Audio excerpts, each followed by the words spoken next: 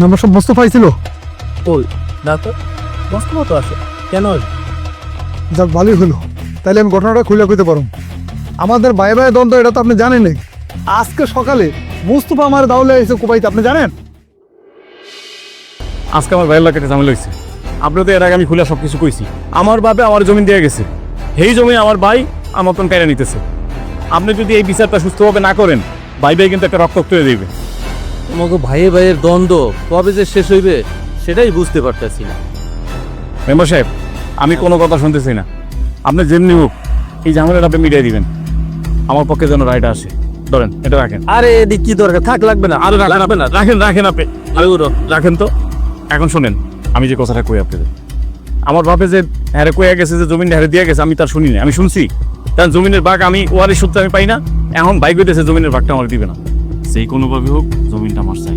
আরে চিন্তা কইরো না, রায়টা তোমার পক্ষেই যাইবে। আর ওরে কি দিয়ে কি করতে হইবে সেটা আমার মাথায় আছে। যাও তাহলে। ঠিক আছে তাহলে মেম্বার সাহেব। আচ্ছা ঠিক আছে, যাও। তোমাকে ভাই ভাই দ্বন্দ্ব এটা তোমরাই মিটাও, আমারে এটার ভিতরে জড়াইও না। আমার কি বাবু সময় আছে ক, তোমরাই বাবা এটা মিটিয়ে ফেলো। মেম্বার সাহেব, আমি বুঝতে পারছি, আমি ওই ব্যবস্থা করিয়েছি।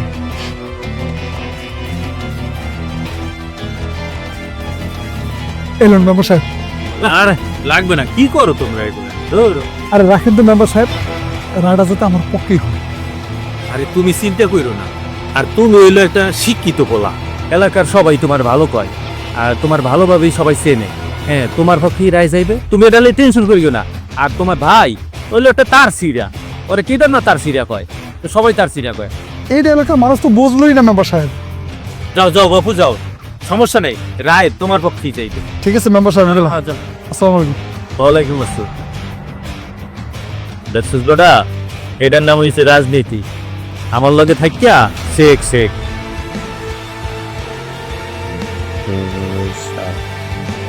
কি ব্যাপার, ওরা বাইরে কি জুট কি কইরা দিল নাকি আমার টাকা? ওয়ও দিল ৭,০০০, ওয়ও দিল ৭,০০০। তাহলে রায়টা আমি কার পক্ষে দিব? মেম্বার সাহেব, আমি একটা কথা বলি।